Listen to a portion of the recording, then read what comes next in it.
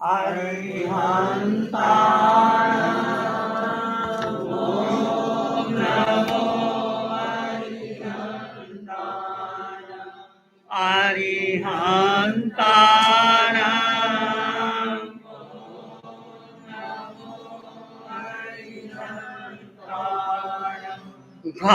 घबराओ न दुख से जीवन में, जीवन सुख दुख का मेला है।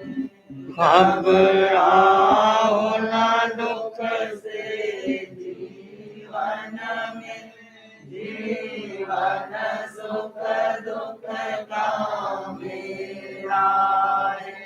शरणा ले लो हरि,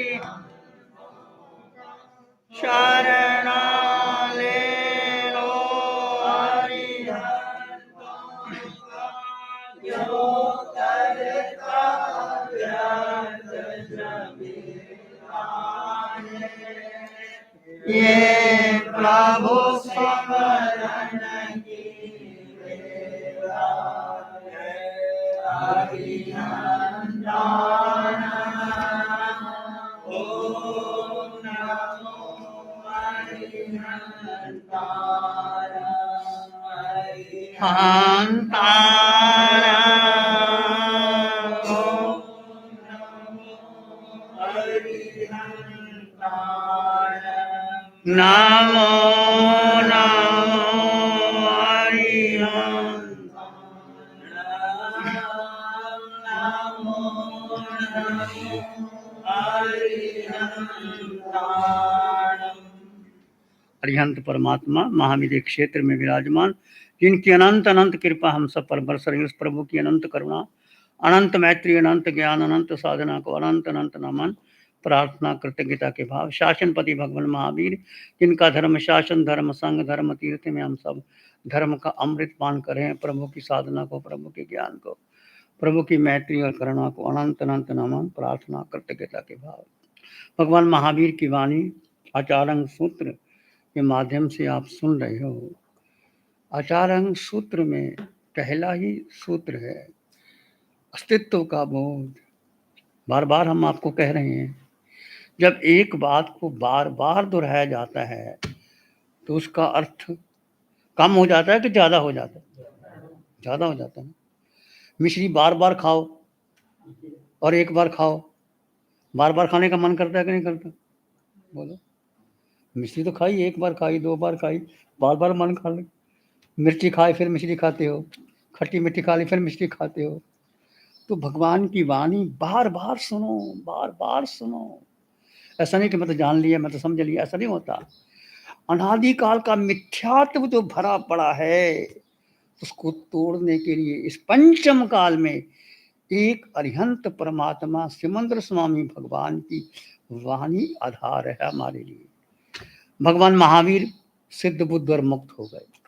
उनकी वाणी गंधर्वों के द्वारा सूत्रों में गुंथित है।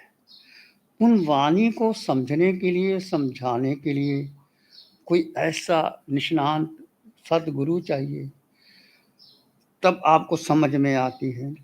अब हम बैठे हैं यहाँ 5-6 साल से, तो हमारा एक ही लक्ष्य है कि यहाँ बैठ करके जो अरिहंत परमात्मा की कृपा, चाहे साधना शिविरों में वाणी बरसती है, अभी जैसे पर्युषण पर्व 8 दिन में भगवान की वाणी भी तिलक साधका निशा जी के द्वारा आएगी। 1 घंटे का ध्यान होगा और यहाँ भी निशांत मुनि जी आपको 1 घंटे का ध्यान करवाते हैं। और सुबह हम बार बार कहते हैं कि 5 बजे कॉन्फ्रेंस के माध्यम से 5:27 तक कुछ योगा, कुछ वाणी आती है, वो भी आप सुन सकते हो। अपने मोबाइल में पारस चैनल को लोड कर लीजिए, या आप जब वहाँ बैठे 5 बजे उठिए, जल्दी उठ जाइए, सैर कीजिए, उस वाणी को बार बार बार बार बार बार। कितना भगवान ने कितनी बार कहते हैं, हे जीवात्मन, हे जीवात्मन, हे जीवात्मन, हे जीवात्मन। कितनी बार भगवान कहते हैं, हमारे मिथ्यात्व पर चोट पड़ती है और हमें संकट का बोध होता है। सम्मोहन में भी भगवान आत्मा के बाद कोई बात ही नहीं। सम्मोहन की रचना होती है, इंद्र सम्मोहन की रचना करते हैं, देवी देवता आते हैं और परिषद आती है, राजा महाराजा, साधु साध्वी, श्रावक श्राविका सब आते हैं, पशु पक्षी भी आते हैं और भगवान सबको जान करके देख करके मध्य में बैठ करके एक जीवात्मा की बात करते। कोई भगवान की वाणी सुन लो आप, चाहे ध्यान शिविर के माध्यम से सुन लो, चाहे आप सम्मोहन में महावीर में भी तुम भी गए, मैं भी गए। सम्मोहन में भगवान एक ही बात कहते, हे जीवात्मन। जीव आत्मा में इतना रहस्य छिपा हुआ है। भगवान तो कहते थे, भगवान के पास कोई भी व्यक्ति आता है तो भगवान उसके शरीर को नहीं देखते कि ये पुरुष का है, कि स्त्री का है, कि साधु का है, कि साध्वी का है, कि देव का है, कि पशु पक्षी का है। भगवान क्या देखते? बोलो क्या देखते भगवान? उसके भीतर जीव देखते हैं, जीव। और जीव देख के संबोधन करते हैं। हमें भी भगवान कहते हैं, कोई तुम्हारे पास पुरुष आता है या स्त्री आती है, उसका देहधारी जीव में क्या देखना? ऐसा नहीं तुम कहाँ से आए, कैसे आए, क्या हुआ, ये हुआ वो हुआ, आज मार्केट में ये हो रहा है, कल को ये, कुछ नहीं। उसमें जीव तत्व देखो। यदि आप जीव तत्व देखोगे तो कोई राग द्वेष मोह कामना वासना होता ही नहीं। सब में जीव, चाहे आप घर में हैं, परिवार में हैं, माता पिता बहन भाई पति पत्नी सब हैं, सब में जीवात्मा। व्यापार में गए या बाजार में गए या किसी के संग में बातचीत की या किसी शादी विवाह में भी गए, उसमें जीवात्मा देखो। सब में जीवात्मा।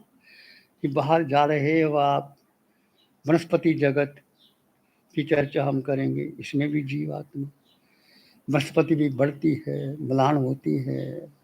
भगवान ने जो पहले बोल दिया केवल ज्ञान में, आज के विज्ञान आज सिद्ध करना चाहते हैं तो भगवान ने बोला। तो बृहस्पति जगत में भी जीव देखो, एकदम दिखाई नहीं देगा। आदत नहीं है हमारी। हम देखते हैं तो परिचित व्यक्ति आता है, उसको हेलो हाय करके बैठा लेते हैं, बातचीत करते हैं, घर में निमंत्रण भी देते हैं, नाश्ता कराते हैं। कोई दूसरा आता है तो हम पूछते नहीं। ये हमारी जो आकार को देख करके हम जो अर्थ लगाते हैं, आकार को देखना ही नहीं होगा। भगवान की वाणी जो हम हमें भी भगवान कहते हैं, किसी को आकर के आकार से समझौता ही नहीं करना हो। जो आकार वो मिटेगा, निश्चित मिटेगा। किसी का भी आकार है, चाहे देव का आकार है, चाहे पशु पक्षी का है, चाहे मनुष्य का है, स्त्री का है, नपुंसक का है, नरक के नीली का, जिसने जो देह धारण की 84 लाख जीवा योनियों में जो आकार है वो मिटेगा। तो मिटेगा वो मेरा है ही नहीं। जब देह मेरी नहीं है तो जब मेरी देह नहीं है तो मेरे परिवार के लोग मेरे कैसे हो सकते, संग मेरा कैसा हो सकता है? तो ये बड़ा एक सुंदर तरीका भगवान ने बताया। घर में रहो, कमल मत रहो। जैसे कमल कीचड़ पे रहता है, कमल की नाल ऊपर रहती है, कमल का फूल ऊपर रहता है। कवियों ने उपमा कमल की दी, गुलाब के फूल की उपमा नहीं दी। गुलाब सुंदर है, कांटों के बीच खिलता है, परंतु कमल तो कीचड़ में खिलता है और ऊपर रहता है। उसकी नाल भी ऊपर, उसके पत्ते भी ऊपर, उसका फूल भी ऊपर। क्या संदेश देता है कि घर में माना कि हमारा जन्म कहाँ से हुआ? कीचड़ से हुआ। जीव जब माँ के गर्भ में आया तो आहार क्या किया? माँ का। और 9 महीने जो माँ ने गर्भ में रह करके बड़ा किया, पाला पोसा और जीव बड़ा हो गया, तो क्या शरीर ही बड़ा हुआ ना। यदि शरीर के भीतर जीव ना हो तो शरीर का कोई मूल्य नहीं। जीव साथ में रहता है। जीव कारमान शरीर लेके आता है, जैसे जीवन आता है वो ही अनापूर्वी आती है। यदि जीव ने नरक में जाना तो नरक की अनापूर्वी आएगी, नरक गति आएगी। त्रियंच में जाना त्रियंच अनपूर्वी आएगी, मनुष्य आना मनुष्य की अनपूर्वी आएगी, गति आएगी।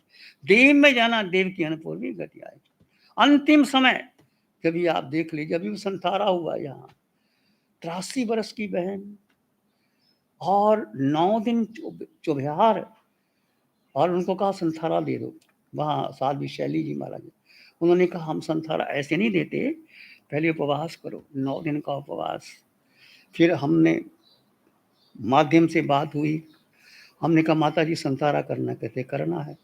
हाथ जोड़ दी, परिवार है, भला पूरा परिवार है, बेटा है उसका, और 9 दिन उपवास के और 6 दिन संथारा। और संथारा के अंतिम समय भी हमें कहा कि कुछ तबीयत खराब हो रही है, आप मंगल पाठ सुना दो। हम वैसे मंगल पाठ नहीं सुनाते, कोई संथारा हो, कोई ऐसी स्थिति हो उसका, तो हमारा आगार है। वैसे आपको मंगल, हमें बोलो मंगल पाठ सुना, ना तो हम मंगल पाठ सुनाते हैं, ना हम कोई चर्चा करते हैं। कोई ऐसी स्थिति होती है तो हम मंगल पाठ भी सुना देते हैं ताकि उसका भाव सुधर जाए। तो यही मैं कहता हूँ कि उस बाई ने 83 वर्ष की उम्र, घर में रह करके, बेटा है, सब है, कितनी निर्लिप्त रही हो। 9 दिन उपवास कर ली, पानी तक नहीं पिया, संथारा ले लिया। 5 दिन संथारा के आगे और 6 दिन संथारा के आगे। फिर जब सामने हमने उनके चित्र को देखा तो मैंने देखा, वो पता चल जाता है, व्यक्ति जब जाने वाला होता है ना, उसकी तार लग जाती है। जहाँ जाना होती है ना, वो आत्म प्रदेशों का वहाँ शुरू हो जाते हैं।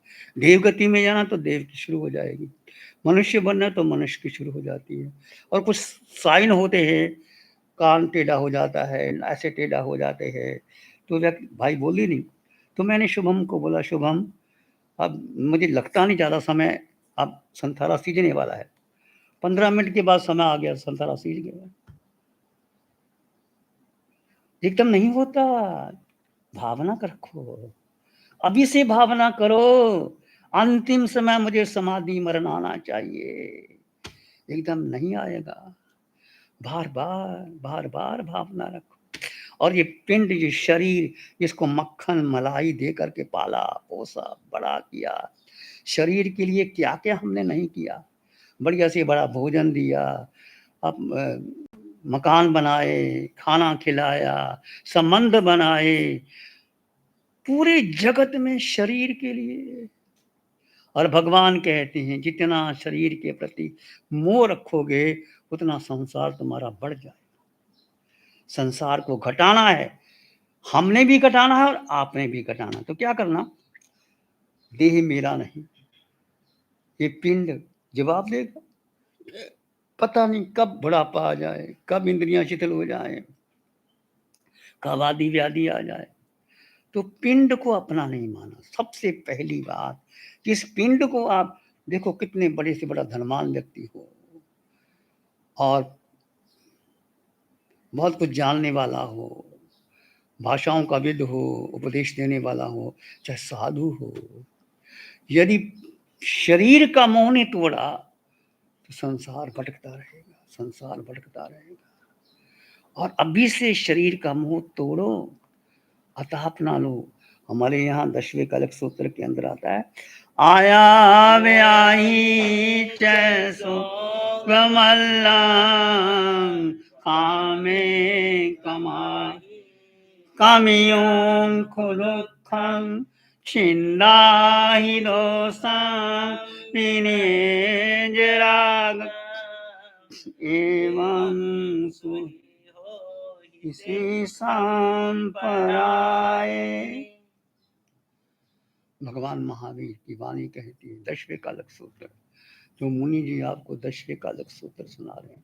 आचार्य संभव ने अपने पुत्र मन के लिए सारे शास्त्रों का सार दे करके 10वें कालक सूत्र पढ़ो। बहुत कुछ सार है इसमें। 10वें कालक सूत्र पढ़ लो, उत्तराध्ययन पढ़ लो, उपासक दिशांग पढ़ लो, अपने घर में रखो। नहीं समझ में आता तो आकर के श्री मुनि से पूछो, ये आपको सबसे ज़्यादा समय देंगे। हम देंगे या नहीं देंगे? श्री ऋषि मुनि जी के पास कोई तत्व का जिज्ञासु आ जाए, कोई समझने के लिए आ जाए, तो कोई भी समय देने को तैयार। तो कहने का अर्थ हम समझें क्या सत्य क्या है, सबने जाना है। आचार्य शंभव ने देखा, उनका पुत्र था मनक, दीक्षा ले ली थी, पता लगा कि इसका 6 महीने की आयु ज़्यादा नहीं है, तो उनके लिए सारे सूत्रों का सार निकाल करके ये बनाया। और वो दशविकालिक सूत्र एक ही आप जीवन में, एक गाथा भी जीवन में आ जाए, एक सूत्र ही जीवन में आ जाए। मिश्री के 4 दाने खाओ चाहे 10 दाने खाओ, एक दाने में भी मिठास आती है, आपको समझ में आती है। तो जीवन में क्या आया व्याही चैग सोग मल्लम, काम्य कमाही कमियम को दुखम छिंदाही दोषम विनय जरागन एवं सुई हुई संपराय। सुखी होने का राग मार्ग अतापना। अतापना किसकी? शरीर की अतापना लो। जब हम शिवर लेते थे तो अतापना, जैसे सूरज में गर्मी में आधा घंटा 20 मिनट खड़े हो जाते थे, सर्दी के समय में आप घर में हो, थोड़ा थोड़ा अतापना लेते रहो, 15 मिनट 20 मिनट। शरीर को सुकमाल मत बनाओ कि हमेशा आपको लगा गर्मी लगी तो एसी ऑन कर लिया। कर सकते हो, तुम्हारे पास ताकत है, तुम्हारे पास पहुंच है, पर हमेशा शरीर को सुविधा मत। आया भैया अतापना लो, सुकमालता को तोड़ो, कितनी सुकमालता को तोड़ोगे उतना। इसलिए जैन साधु को दीक्षा लेते ही भगवान ने कहा नंगे पांव चलो, लोच करवाओ। लोच का विधान जैन धर्म में है और कहीं नहीं। एक अपने को कसना है, किसी धर्म में लोच की बात नहीं आती। जैन धर्म में जो कि एक तो श्रृंगार नहीं करना, एक लोच करके एक परिचय जो आता है, जब लोच भेद विज्ञान से करते हो तो आसान हो जाती है। आया व्याही चैस काम में कमाही कमियों, सारा दुख कामनाओं का है, वासनाओं का। आप एक चीज चाहते हो, पहले जमाने में एक साइकिल मिल जाती थी, लोग पहले साइकिल भी नहीं थी, लोग पैदल चलते थे। उसके बाद साइकिल आ गई, बहुत खुश हो गए लोग। साइकिल के बाद स्कूटर आ गया, स्कूटर के बाद बड़ा स्कूटर आ गया, फिर गाड़ी आ गई। पहले पहले में 2 ही गाड़ी थी, एम्बेसडर की गाड़ी या फिएट की गाड़ी। और कितनी गाड़ियां आ गई, एक घर में 4-4 5-5 गाड़ियां, 5-5 गाड़ियां। ठीक ठीक, मैं मना नहीं करता, 10 गाड़ियां रखो, पर कितनी सुविधा लोगे उतना ही व्यक्ति दास बन जाता है। गांव में जाओ, पहले लोग चलते हैं 10-10 किलो 20-20 किलोमीटर, खेती करते हैं और क्या सूखा अनाज खाते हैं। उसके बच्चे छोटे गांव में घूमते हैं, चलते हैं। तो जो शरीर की सुकमालता को तोड़ो, अताप ना लो कामे छिंदा ही दो संग विने। राग और द्वेष दो जो शत्रु हैं, जो मोहनीय कर्म के जो पहरेदार हैं, राग और द्वेष, अटैचमेंट। किसकी सबसे ज्यादा अटैचमेंट किसके प्रति है हमारी? शरीर के प्रति। अब कितना ही देखो, जरा सा रोग आ जाए, जरा सा खाना अच्छा ना मिले, जरा सा रात को नींद नहीं आए, कोई कांटा चुभ जाए, कोई अपशब्द कोई बोल दे तुम्हारे बारे में, दो प्रशंसा के शब्द ना बोले जाएं। किसी की शादी में जाओ और आपको एक कप चाय नहीं पूछा किसी ने, आप खूंजे में बैठ गए, कितना अपमान फील होता है? होता कि नहीं होता? किसका होता है? शरीर है ना, शरीर के लिए होती। और शादी विवाह में सज धज के जाते हो, जो गहना कभी पहना नहीं वो पहन के जाते हो, जो कपड़ा खरीदा था वो शादी में ही जाते। किसके लिए? घर में तो नहीं पहनते कपड़े, घर में तो हीरे ज्वाहरात सोना सद के नहीं जाते। वहां क्यों जाते हो? किसको दिखाने के लिए कि मेरे पास इतना है, सोना है, हीरे ज्वाहरात है। और आपको किसी ने पूछ लिया, बहन ये चूड़ियां कहाँ से बनाई थी, ये साड़ी कहाँ से खरीदी थी, तो आपको लगता है कि कीमत वसूल हो गई। कीमत वसूल हो गई। किसी ने पूछ लिया ये साड़ी कहाँ से खरीदी, ये चूड़ियां कहाँ से बना, ये क्या है? गहरे में जाकर के देखो, किसकी आसक्ति? आत्मा को तो कोई चूड़ी नहीं चाहिए, कोई कपड़ा नहीं चाहिए, कोई शादी में जाने की, आत्मा ने एक कप चाय भी नहीं पिया, एक बूंद पानी की नहीं पी आत्मा ने, और आत्मा ने अन्न का दाना ग्रहण नहीं किया। ये किसने किया सारा कुछ? शरीर। तो महत्वपूर्ण क्या है? शरीर। मैं नहीं कहता, मैं ऐसा मना नहीं कहता कि शादी में मत जाओ, जाओ, बहुत विवेक से जाओ, और किसी के प्रति कोई क्रिया प्रतिक्रिया मत करो। उसने क्या बनाया, क्या दिया, क्या पहना, क्या, छोड़ो, जाओ खत्म कर दो। जहां तुम क्रिया प्रतिक्रिया करते हो तुम्हारे कर्म बंधन होते हैं, उसके बंधन ना हो, तुम क्रिया प्रकृति। जीव अपने स्वभाव में रहे तो कर्म का बंधन नहीं होता, जब विभाव में आता है तो कर्मों का बंधन होता है। विभाव क्या है? ऐसा वैसा, ऐसा करना चाहिए था, ऐसा नहीं करना चाहिए था, उसने कई बार तो हम बिना मतलब के सुना देते हैं, हमें कोई पूछता भी नहीं, जानबूझ के कहते डोंट पोक your nose into the affairs of others.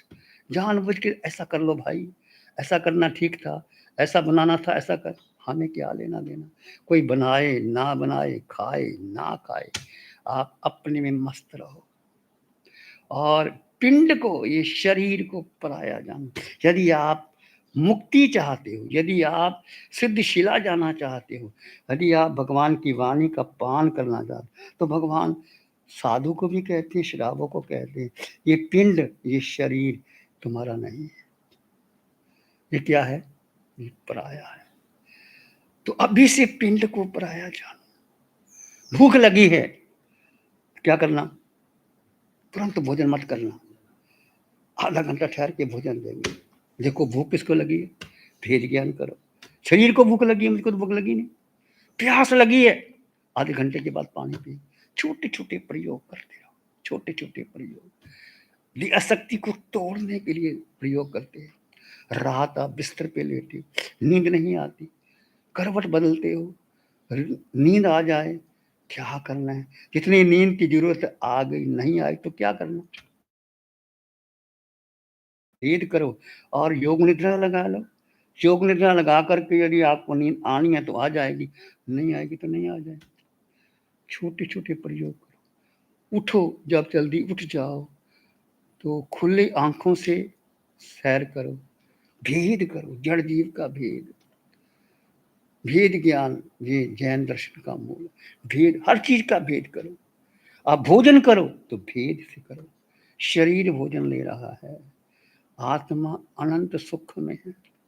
सुख आत्मा में है, शक्ति आत्मा में है, ज्ञान आत्मा में है, दर्शन आत्मा में है, पर हम भूल जाते हैं। हमें सुख कहाँ लगता है?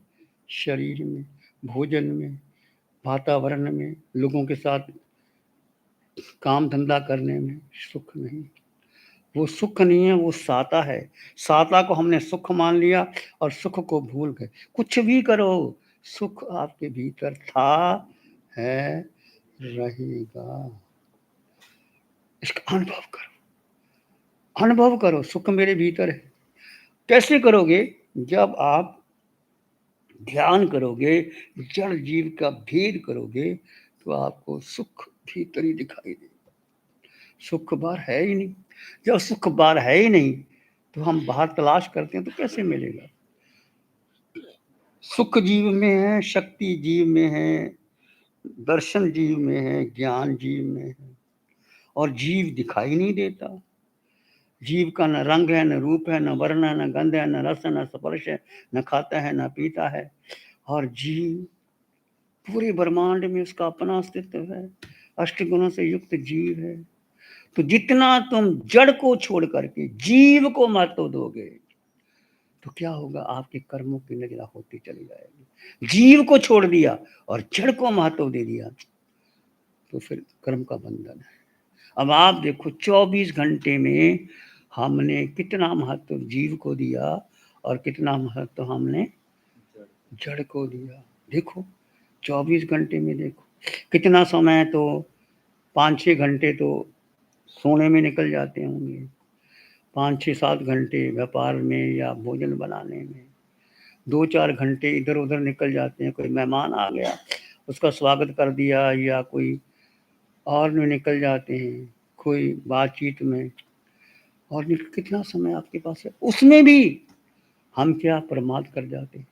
उसमें भी एकांत जा करके जड़ जीव का भेद करके इस आकार में निराकार आत्मा को भावना भाव निराकार आत्मा।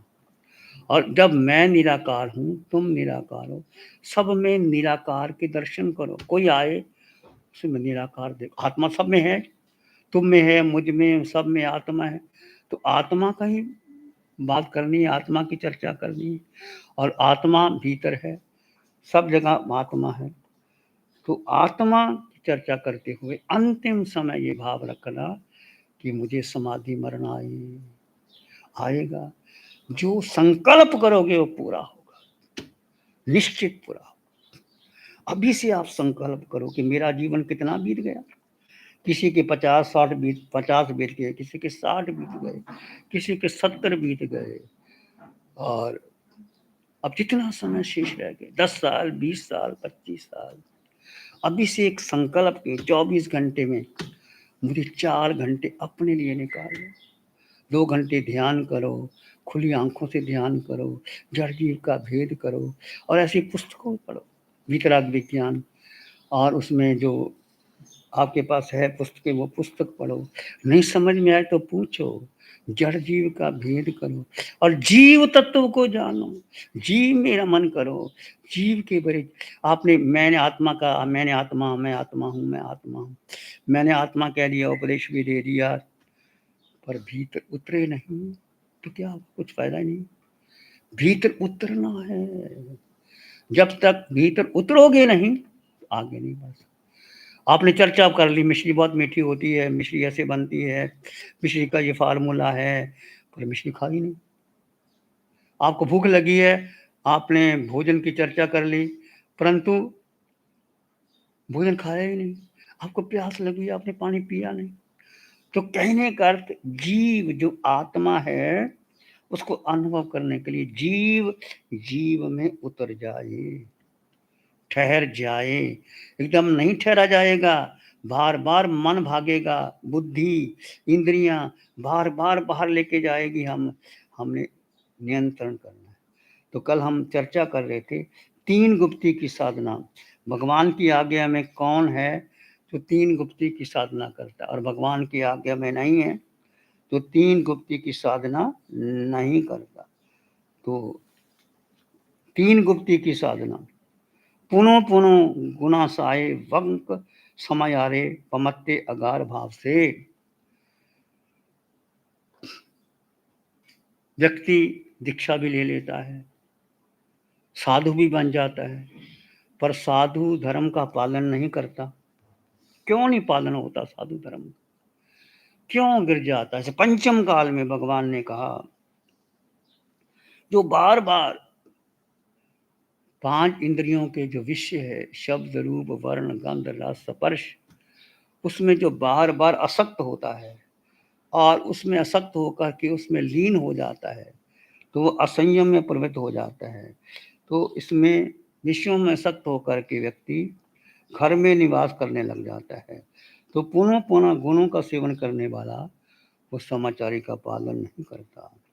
तो साधु समाचारी का पालन नहीं करेगा तो आज की पुनः पुनः गुना वक्र समाचारी, एक तो समाचारी, एक वक्र का मतलब टीढ़ा। इस पंचम काल में, एक तो पंचम काल है, कोई तीर्थंकर भगवान नहीं है, जीवन सरल नहीं है, साधु भी बन जाना, परंतु साधु बन करके जो भगवान की आज्ञा का पालन नहीं करना, 3 गुप्ती की साधना नहीं करना, 5 सुमति का पालन नहीं करना, और करना तो कैसे करना, 3 प्रकार के बताया गया। पहले प्रकार के साधु जो समाचारी है वो सबके समक्ष लज्जावश पालन करते हैं, पर भीतर से समाचार का पालन नहीं करते। भीतर से उनको रुचि नहीं है। कोई सामने आ गया, श्रावक आ गया, उसकी बात देख करके पालन करते, तो वो साधु पहली कैटेगरी के है जो संयम का पालन नहीं। दूसरे, वो समाचारी का पालन नहीं करते क्योंकि वो निर्लज्ज है, उसको लज्जा ही नहीं है, अकेले रहना पसंद करते हैं, समाचारी का पालन नहीं करते। कुछ साधु ऐसे हैं जो समाचारी का पालन नहीं करते, स्वार्थवश अपने अहंकार को बनाए रखने के लिए, अपने को उत्कृष्ट बनाने के लिए। हम सच्चे साधु हैं, बाहर से समाचारी का पालन करते हैं। ये बहुत बड़ी माया है। माया करने से मोहनीय कर्म के बार-बार चक्कर में फँस जाते। इसलिए जीवन में सरलता, ऋजुता, शुद्धता, पवित्रता रखो। आपने देखा भगवान ऋषभदेव के समासरण में मारीची जो भरत का पुत्र था, बाहर बैठा। उसने देखा कि मुझे भगवान के जो नियम है मैं पालन नहीं कर सकता, समासरण के बाहर आ गया, त्रिदंडी बन गया, 3 दंड को धारण करने वाला, कड़ाऊ पहनने वाला। तो चर्चा हमने की आपके सामने, भरत महाराज दर्शन करने आए। प्रभु, आपकी इस समासरण में आप जैसा कोई जीव है? भगवान तो केवल ज्ञानी थे। भगवान ने बताया कि मारीची जो बाहर बैठा है, वो आने वाला 24वां तीर्थंकर बनेगा। केवल ज्ञान की महिमा देखो, कहाँ भगवान ऋषभदेव पहले तीर्थंकर, बीच में कितने तीर्थंकर, 24वां तीर्थंकर बनेगा।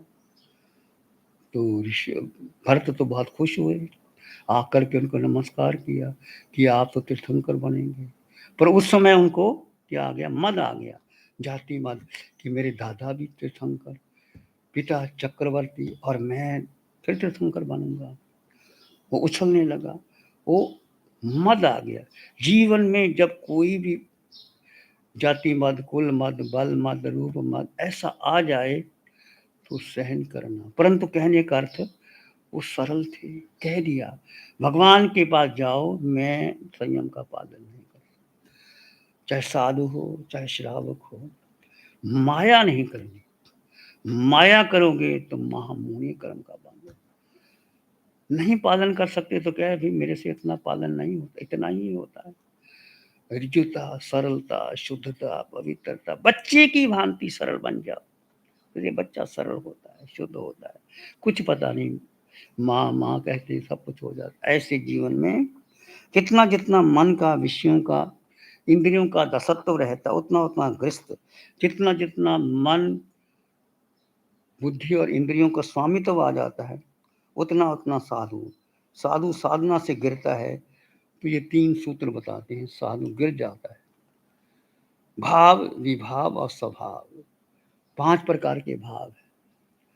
उदायक भाव, उदय का भाव, उदय के भाव, जो आपके भीतर भाव आते हैं उदय, इसमें आसक्ति आ जाती। औपशमिक, जैसे पानी है, गंदला है, आपने फटकड़ी डाल दी, नीचे राख जम गई, ऊपर पानी निर्मल हो गया। कुछ औपशमिक हो गए, कुछ क्षय औपशमक, कुछ क्षय हो गए, कुछ औपशमिक रह गए। परिणामिक भाव, जो परिणामन आते हैं, और क्षयिक भाव, सिद्धों के भाव। 5 प्रकार के भावों में हमें भाव में रहना है। एक है भाव, एक है विभाव, एक है स्वभाव। तो किस में रहना है? स्वभाव। स्वभाव में। सिद्ध भगवान स्वभाव में है। स्वभाव का जो जैसा है वैसा कह देना, यथा नाम तथा गुण दर्शनम। तो जीवन में माना कि आप साधना नहीं कर सकते ज़्यादा, माना कि आप तप भी नहीं कर सकते, माना कि आप ध्यान भी नहीं कर सकते, पर सरल बन जाओ, दिखावा ना करो, जो है जैसा है वैसा बन जाओ, तो कर्मों का बंधन नहीं होता। व्यक्ति मोक्षगामी आत्मा बन जाता है। तो इसके बारे में फिर हम चर्चा करेंगे। ध्यान करें, आंखें बंद, मन वचन काया शांत, शरीर शांत, विचार शांत, सृष्टि शांत, वातावरण शांत, हर दिशा हर किनारा शांत, शांत शांत शांत। सिर के सिरे से पांव के अंगूठे तक अपने भीतर शुद्ध चेतना का एहसास कीजिए।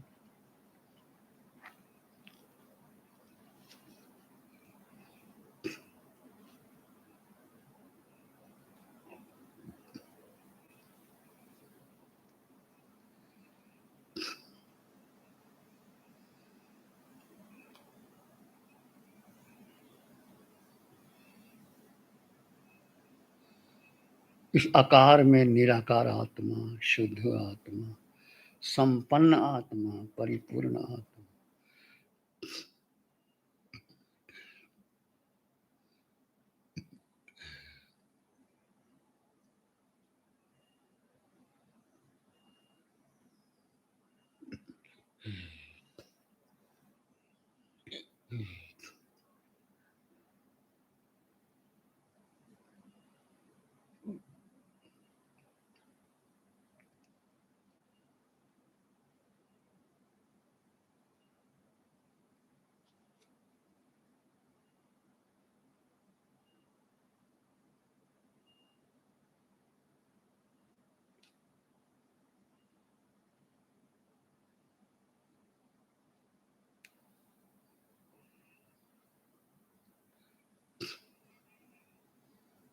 इस आकार में निराकार आत्मा, शुद्ध आत्मा, संपन्न आत्मा, परिपूर्ण आत्मा। आकार मिटेगा, आकार में मन है, बुद्धि है, इंद्रियां है। निराकार में मात्र जीवात्मा, अष्ट गुणों से युक्त जीवात्मा, अनंत ज्ञान, अनंत दर्शन, अनंत सुख, अनंत शक्ति।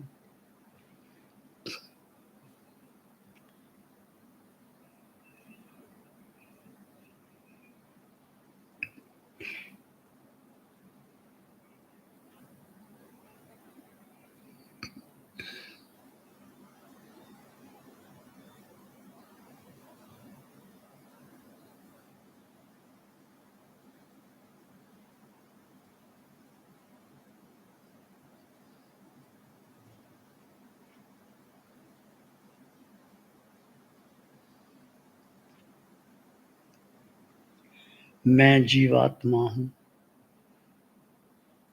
सब जीवात्मा हैं। इस तीनों लोकों में अनंत अनंत जीवात्मा है, अनंत अनंत पुद्गल है। मैं अकेला, जीव अकेला था, है, रहेगा।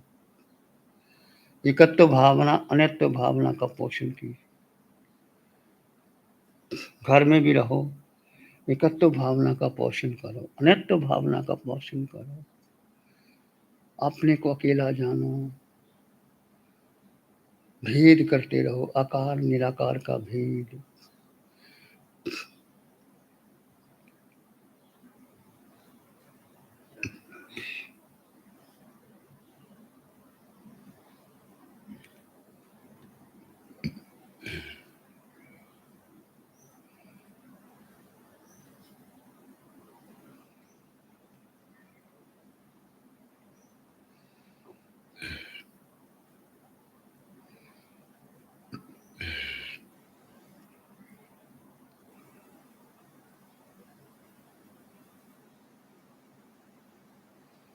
चित्त हमारा शुद्ध हो, सद्गुण से भर जाओ।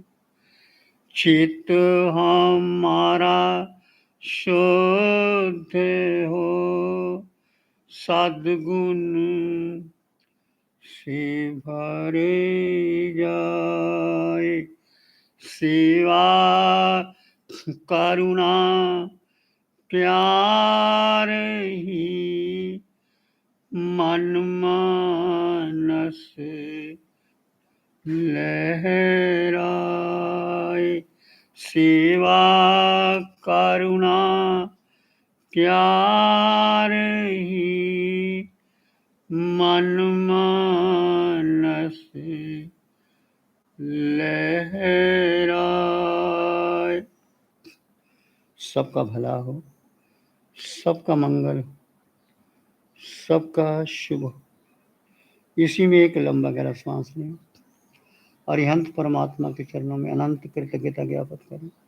एक और लंबा गहरा सांस। अरिहंत परमात्मा के चरणों में नमन और वंदन। दोनों हाथों को आंखों पे ले जाएं।